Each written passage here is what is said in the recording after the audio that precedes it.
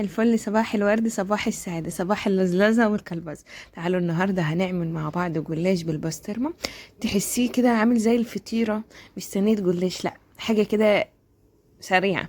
معانا لفة جلاش، معايا بسطرمة اي كمية انت حباها، معايا موزاريلا، ومعايا تركي مبشور، معايا فلفل متقطع، ومعايا زيتون كمان متقطع، بس مش هنحط زيتون كتير لان البسطرمة حادقة والرومي حادقة. معايا سمنه بلدي كده حلوه عشان ترم العظم كده ونلزلز في الشتاء. اديت دهنه للصينيه، وبعدين جبت ورقتين فردتهم في قعر الصينيه، واديتهم مسحه من السمنه، وابتديت مش خفيف يعني مش تقيله، على خفيف كده.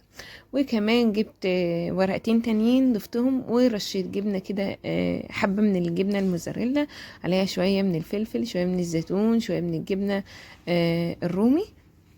ايوه، انا هحط طبقات طبقات، مش هحطها كلها في النص وخلاص عشان كلها تبقى سايحه ونايحه، وكل طبقات الجلاش تبقى فيها. غطيت بورق تاني من الجلاش، وابتديت ان انا ادهنه كده، حطيت ورقتين اتنين بس. تمام، وهضيف عليهم كمان ورقتين اهو زي ما انتم شايفين. هحط حشوه كمان هنا. هحط حشوه ايه؟ هحط حشوه البسطرمه. طبعا حابه تحطي صدق مفيش مشكله، حابه تحطي اي حشوه تانية برضه مفيش مشكله، بس احنا عاملينه بسطرمه مشكل جبن حلوه قوي قوي، وطعمه خطير بجد. جبن سايحه ونايحه جواه كده، وطعم البسطرمه طبعا الناس اللي بتحبها، عشان انا بحب طعم البسطرمه جدا. حطيت شويه من الفلفل والزيتون، مش كتير عشان البسطرمه بتبقى حادقه، ورشه من الجبن. وابتديت افرد كمان طبقتين اهو من الجلاش زي ما انتم شايفين، واديهم فرشه سمنه كده. لو ملاحظين ان احنا مش هنستخدم سمنة كتير. هضيف كمان طبقتين، واجيب بقى الجبنة اهو، جبنة الرومي والفلفل والزيتون والجبنة الموزاريلا، وكده يبقى احنا حطينا 3 حشوات، يعني 3 طبقات من الحشوة.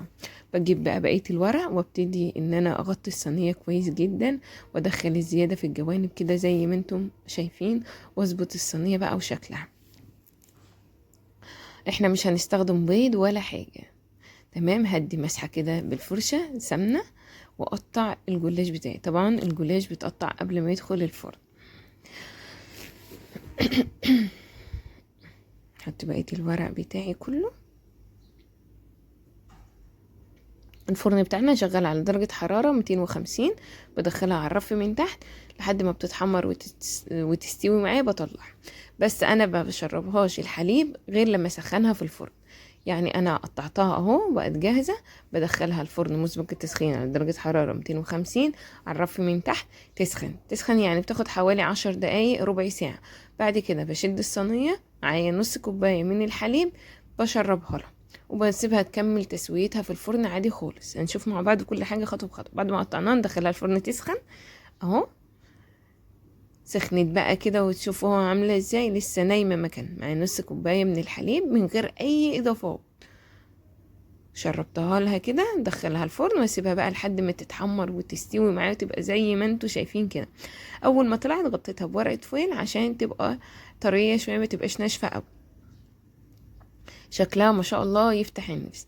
يلا بينا نطلع واحدة كده ونشوف شكلها من جوه عامل ازاي، زي ما شفنا مع بعض اول الفيديو. الجبنة سايحة، والجلاش مظبوط، والتسوية 100 100. بصوا بصوا الجمال، يعني بصوا شايفين الطبقات يعني بتبظ وتلظ ونكلبس كلابيس. حلوة قوي بجد. غدا سهل سريع بسيط، مقبلات جنب اي حاجة. اتمنى الفيديو يعجبكم، لو عجبكم متنسوش لايك وشير.